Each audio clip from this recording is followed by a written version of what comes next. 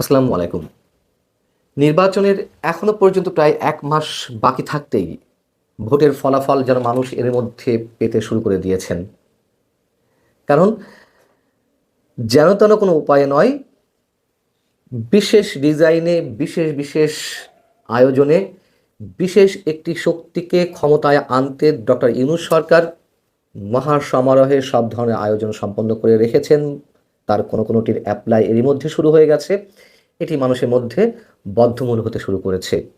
এবং খেলা তো চলছেই, চারিদিক থেকে নানান ধরনের খেলা চলছে। নির্বাচনের আগে আমাদেরকে অনেক কিছু দেখতে হবে। কি খেলা এর মধ্যে আমাদের সামনে উপস্থিত হয়েছে আমি সে বিষয়ে আসছি।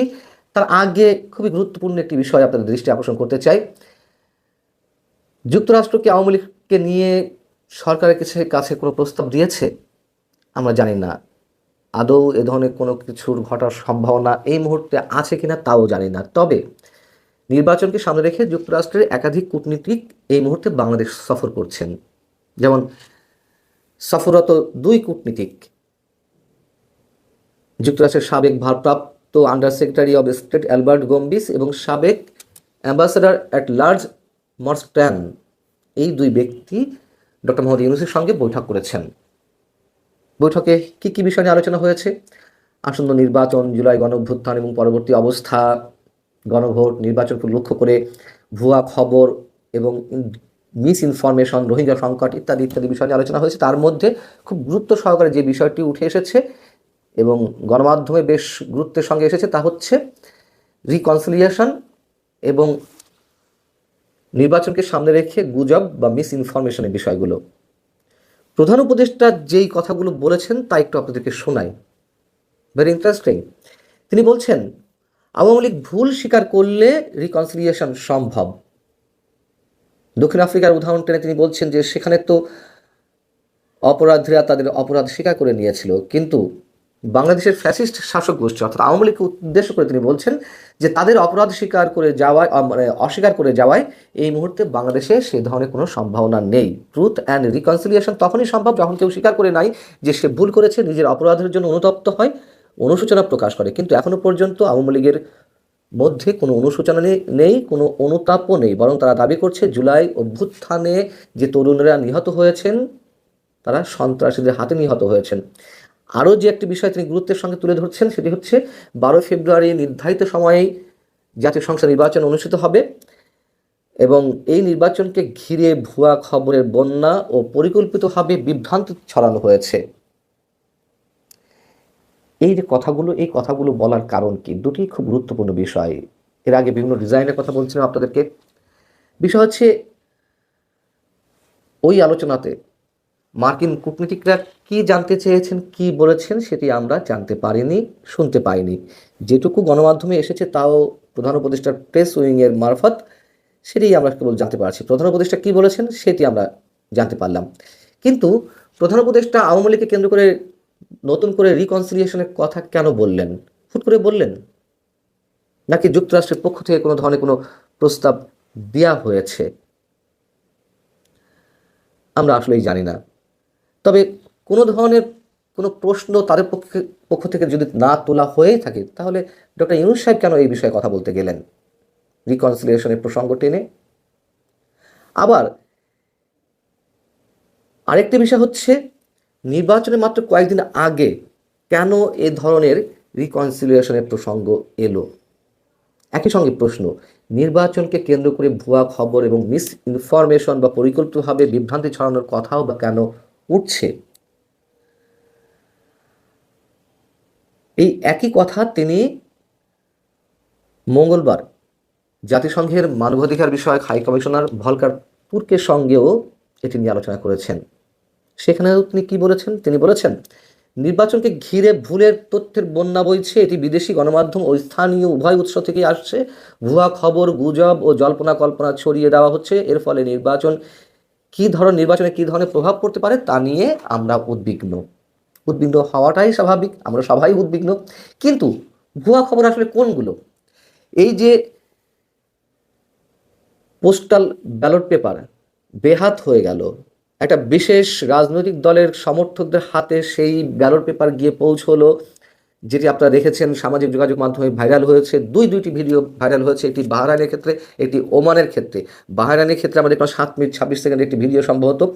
সেখানে বিএনপির যে অভিযোগ, বিএনপি নির্বাচন কমিশন যে অভিযোগ জানিয়ে আসছে যে এটি একটি বিশেষ রাজনৈতিক দলের সমর্থকদের হাতে এই পোস্টাল ব্যালট পেপার গিয়ে পৌঁছেছে, বিএনপি স্পষ্ট করে বলেছে।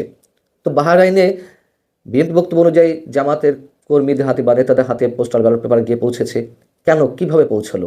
এটি নিশ্চয়ই কোনো গুজব নয়, এবং কোনো কোনো ক্ষেত্রে তো এর সত্যতা স্বীকার করে নিয়েছেই নির্বাচন কমিশন যে হ্যাঁ তারাও এটি দেখেছে। আরেকটি হচ্ছে ওমানে 27 সেকেন্ডে একটি ভিডিও ছড়িয়েছে। তাহলে গুজব আসলে কোনটি? দেশে এই প্রথমবারের মতন প্রবাসীরা ভোট দিতে পারছেন, বা বাংলাদেশের মধ্যে থেকেই যারা ভোট কেন্দ্রে ওই সময় উপস্থিত হতে পারবেন না, বিভিন্ন কাজে সরকারি কর্মকর্তারা, তাদের থেকে শুরু করে আরও বিভিন্ন পর্যায়ের মানুষ, এরকম প্রায় 15 লাখ মানুষ, 15,27,155 জন ভোটারের পোস্টাল ভোট নিবন্ধিত হয়েছে। তার মধ্যে 7,60,000 প্রবাসী। এবং হিসেব করে দেখা গেছে, বিশ্লেষকরা বলছে যে 10,000-এর বেশি ভোটার পোস্টাল ব্যালটের জন্য নিবন্ধিত হয়েছেন, এমন আসন রয়েছে 18টি। আবার 2008 সালে নবম সংসদ নির্বাচন 10,000 ভোটের কম ব্যবধানে যে জয় পরাজয় নির্ধারিত হয়েছিল, সেরকম আসন ছিল 30টি। অতএব এই যে পোস্টাল ভোটের বিষয়টি, এটি একেবারেই গুরুত্বহীন কিছু নয়, সেটি এখন কারা নিয়ন্ত্রণ করছে? আবার দেখুন, গণভোটের যে ব্যালট পেপারগুলো, যে প্রায় 12 কোটি 12.5 কোটি ভোটার, তাদের সবার ব্যালট পেপার এরই মধ্যে জেলা পর্যায়ে রিটার্নিং কর্মকর্তাদের হাতে গিয়ে পৌঁছেছে। সেইগুলো এখন জেলা প্রশাসকের কার্যালয়ের ট্রেজারিতে অবস্থান করছে। 1 মাস আগেই কেন গণভোটের এই ব্যালট পেপারগুলো পৌঁছে দেওয়া হবে? সেগুলো কারা নিয়ন্ত্রণ করবে? এগুলো কি গুজব? নিশ্চয়ই এগুলো গুজব নয়। নির্বাচন কমিশন নিজেই বলেছে হ্যাঁ সারা দেশে গণভোটে ব্যালট পেপার চলে গেছে। কারণ হিসেবে তারা কি বলছে যে এবার যেহেতু ডাবল ভোট, গণভোট এবং জাতীয় সংসদ নির্বাচনের ভোট, তো 12.5 কোটি ভোটারের জন্য 25-26 কোটি বা 12.5 কোটি ভোটারের জন্য এত কোটি ব্যালট পেপার এক জায়গায় রাখা সম্ভব নয়। এটিকে তারা কারণ হিসেবে বলছে। এটি নিশ্চয়ই কোনো কারণ হতে পারে না। এমনকি গণভোটের পক্ষে সরকার বলক কয়ে প্রচারণা চালাচ্ছে যে হ্যাঁ জয়যুক্ত করুন। কেন? এটা তো সরকারের কোনো ম্যাটার নয়, এটা রাজনৈতিক দলের বিষয়, যার জন্যই তো ভোটে দেওয়া হয়েছে। নাহলে তো সরকার ইম্পোজ করে দিতে পারতো। হ্যাঁ কে জয়যুক্ত করতে হবে নাকি না কে জয়যুক্ত করতে হবে, তার জন্য প্রচারণা চালাবে বিএনপি থেকে শুরু করে জামাতে ইসলামী বা অন্য যেসব রাজনৈতিক দল রয়েছে তারা। সরকার কেন মানুষের করের টাকা খরচ করে এই প্রচারণা নামবে? সরকারের উদ্দেশ্যটা কি? তাহলে যেহেতু গণভোট নিয়ে জামাত এনসিপির আয়োজন বেশি ছিল, এবং সেটিকে কেন্দ্র করে বাংলাদেশকে আরও একটি অস্থিতিশীল এবং একটা অনিশ্চিত অবস্থার মধ্যে ফেলে দিতে চায়, এমন অভিযুক্ত অনেকে রয়েছে। সেই উদ্দেশ্যটাই কি সার্ভ করছে ডক্টর ইউনূস সরকার? সরকার বড়জোর কি করতে পারে, যে গণভোটে যে প্রশ্নগুলো রয়েছে সেইগুলো সম্পর্কে মানুষকে সচেতন করতে পারে। যেহেতু 4টি প্রশ্নের উত্তর হ্যাঁ কি না একবারে দিতে হবে, এটাও একটি আজগুবি বিষয়, যা নিয়ে এর মধ্যে অনেক আলোচনা হয়েছে। এখন বিষয় হচ্ছে যে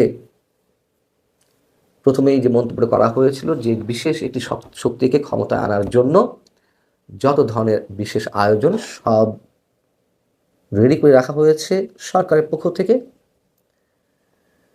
এবং যেই বিষয়গুলো আমাদের সামনে এলো বা আপনাদের সামনে আমি উপস্থিত করলাম, এগুলো কি সব ম্যাটিকুলাস ডিজাইনের অংশ নয়?